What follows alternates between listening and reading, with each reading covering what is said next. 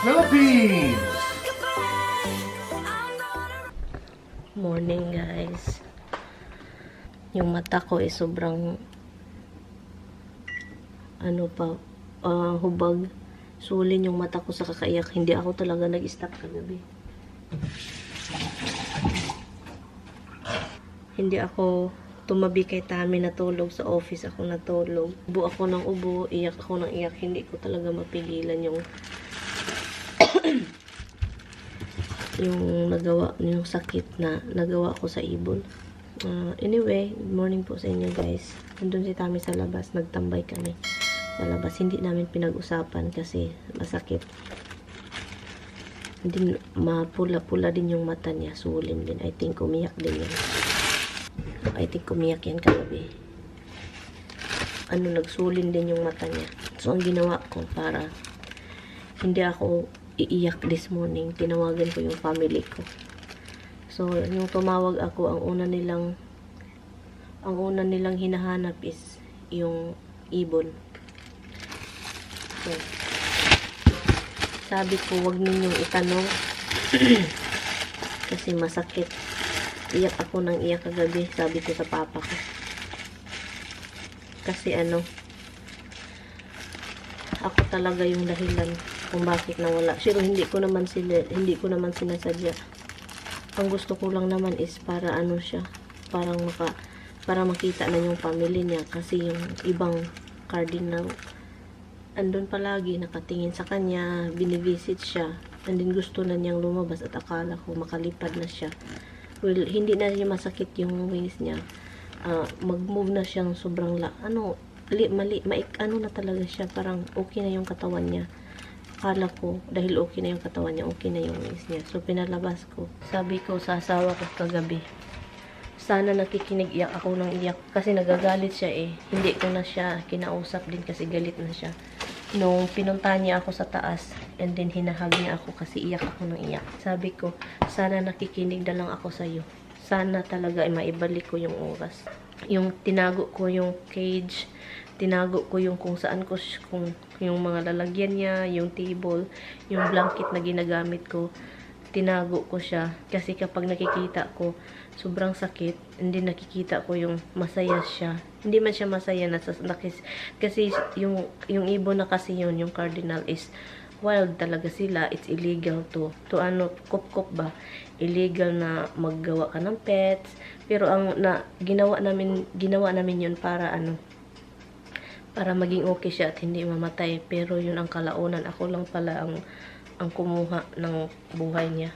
Napag-isipan ko muna kung gusto ko ng ibang ibon to replace kasi parang yung heart ko ba, naghanap pa ako. Gusto ko ng ibon kasi replacement, Hindi ko alam, kausapin ko pa si Tami. I don't know kung hahayaan niya ako or kasi parang yung isip ko. Every time pumunta ako sa bedroom, punta ako dyan, sa living room dito, makikita ko siya. Nilibing ko siya doon sa garden ko. So, naghukay ako para hindi madumihan yung katawan niya. Nagpakat ako kay Tami ng water bottle. And then, nilagay ko yung katawan niya doon at sinaraduhan ko ng rocks para hindi mapasukan, para hindi magkadumi yung katawan niya. So, andun siya sa loob ng bottle. Kakaalis lang ni Tami. And, nag-usap kami kanina sa labas. Ako yung nag-open up kasi hindi namin pinag-usapan. Sabi ko sa kanya, sorry. Sabi ko sa kanya, sorry. Sabi pa niya, you don't have to say sorry to me. Kasi doon daw sa bird, sabi ko, sobrang guilty ko na nangyari yun. And I am mad to myself, sabi ko. Ang sabi pa niya, I'm not mad at you, but I'm mad. Galit daw din siya sa sarili niya. Sabi niya, kasi hindi daw niya ako talagang sobrang pinipigilan. So, hindi talaga niya ako in-stop. So, galit daw siya sa sarili niya. And then sabi ko, galit din ako sa sarili ko dahil I don't listen. We talk sa umaga. So, sabi pa niya, oh, you don't sleep with me. Sabi ko sa kanya, ubo ako ng ubo, ayaw kong makadisturbo sa kanyang tulog. So, doon ako ubo ng ubo sa office. 1 o'clock na guys, and lalabas sana ako pero nawalan ako ng gana. Yung bigat ng pakiramdam ko na parang ayaw kong kumilos. Pero nag-i-edit naman ako. Bukas or baka mamaya hapon magtanim tayo ng seedling ko na scallion and tomato. I think yun yung gagawin ko. Magtanim na lang ako nun. And I don't know. I know. Sabihin ng iba, ibon lang yun. Alam nyo, sabihin ko din yun kung merong ganun yung mga tao na magganito, yung naramdaman. Nasabihin, ibon lang yun. At saka hindi mo naman yun pets. Ilang araw lang. Iba yung inalagaan mo ng ilang araw kaysa ibon na namatay na nakita mo lang dyan. Iba. So, para wala kang pakialam sa namatay, nakita mong ibon na namatay. Pero yung ibon, nailagaan mo ng 4 na araw, and ikaw pa yung dahilan kung bakit nawala yung buhay niya. Sobrang sakit. And ang pinagtutuunan ko na lang ngayon ng pansin is yung 4 kong babies. Yun na lang yung pinahag ko sila palagi. Wala na akong ginagawa, kundi halik na sa kanila, kahit nagkabuhok-buhok na ako.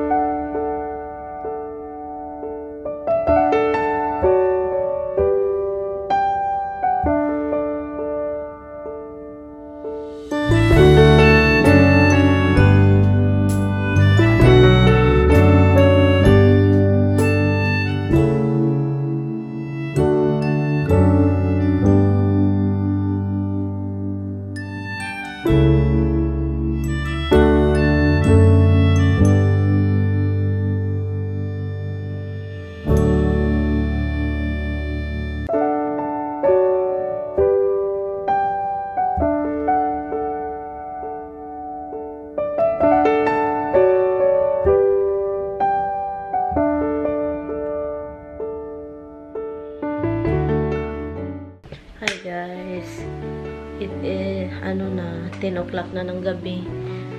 Hindi ako nag-vlog the whole day. Nag-vlog lang ako kaninang umaga, pero yung buong araw hindi, kasi talaga guys, yung pakiramdam ko para talaga akong nawalan ako ng lakas.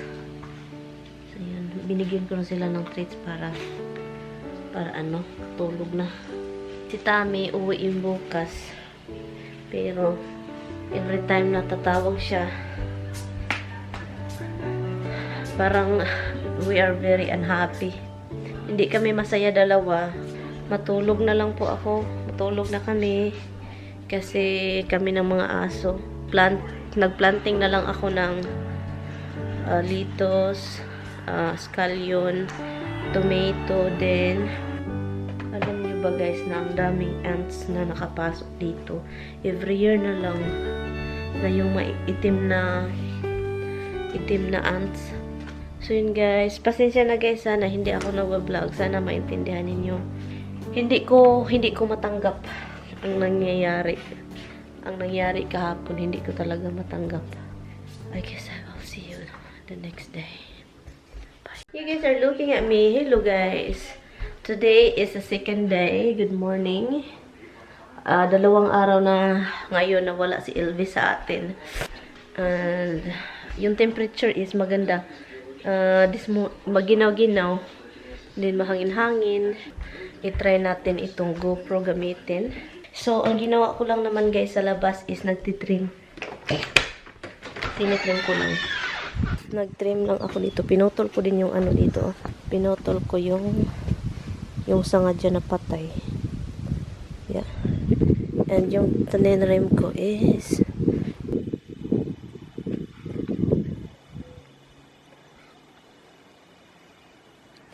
dyan yung mga boses. Diyan. Tinitrim ko lang yan sila. Kasi sobrang laki. Sobrang ano na. Hinihintay ko lang si Tami tumawag. Kasi tatawag daw siya. Pagkatapos niya daw maligo.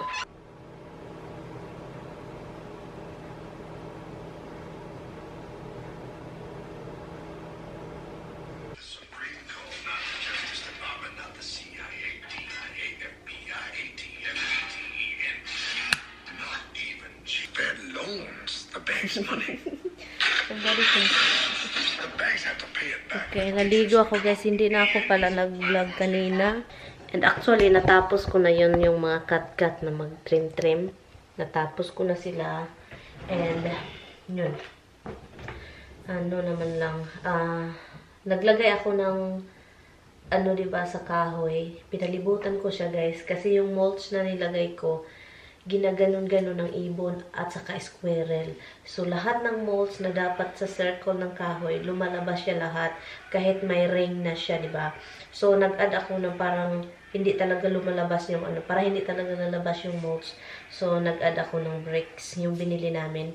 And, kailangan kong mag-add ng mga 30 para kasya talaga siya, para maano ko din yung isa kahoy. And yun.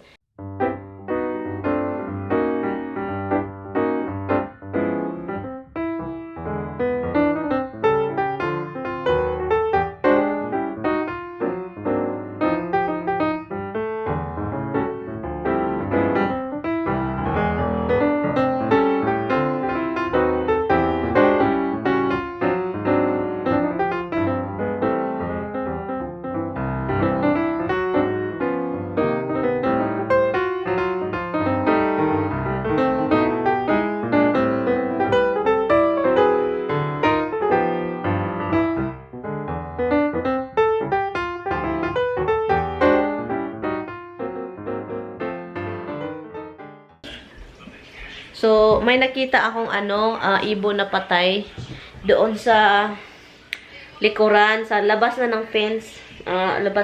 Nakita ko siya. Din sinabi ko kay Tami, sabi pa ni Tami, ano daw nangyari sa mundo? Bakit may something daw kasi yung pinsan niya na palagi niyang kausap, may nakita siyang ibon din na injured at saka patay. So, katulad sa amin, may nakita kaming injured. Are you okay? Yes, we were coming to the house. I can't breathe. Just keep getting worse and worse. Because this is all the pets. Even though the house is, I lit run in the garotay all the time. It's the air. The old air. Every time na andito daw siya, mahirapan siyang huminga. Allergy man yan sa pusa. Pero, hindi pwedeng sabihin mo sa kanya na i-let go mo yung pusa kasi magagalit. And so, balik tayo sa usapang ibon. So, nakakita kami ng injured, diba si Elvis? And then, ngayon, nakakita ako ng patay. Same thing. Same thing yung pinsan niya. May nakita siyang injured dog. And, pero hindi niya kinupkup. Pinainom lang niya ng tubig. And then, may patay din. So, sabi pa niya, may something talaga nangyayari. And then, meron akong nakita dyan sa Pilipinas. Kaluukan ba yun, guys? Bigla na lang yung hangin. Ulan, may kasamang ulan. At saka yung hangin is sobra 180 km per hour. Ata yung wind. Nakita ko lang sa YouTube. And sabi ko, anyari? And then yung sa China is 40 something. 40 days na Han, how many days, honey? In China, the weather. 40 something? I said 35 days of rain so far. No, 40 days and 40 nights was biblical. That was when God decided to wipe out everything on the planet. 40 days and 40 nights of rain. In Noah? What? Noah's. Right. Noah's time. Noah's Ark, you know the deal. So yun guys, and so yun, mga kaganapan sa mundo ba, parang kakaiba, di ba? Hi guys. Iina namin itong vlog guys, kasi ano na oras? It's tinta na laga. 10 o'clock na talaga ng gabi. Tulog na kami. Ay, kasi katulugon na. Gusto na akong matulog. And also, mahangin sa labas. Hindi ko alam. Kanina pa tong hangin eh. I'm going to put this. Patayin ko tong light sa labas. Kasi kami na lang yung yung isang kapitbahay namin. Good night, bye-bye. Good night, bye-bye. Oh, good day. I love you. Okay, guys. Good night. See you tomorrow.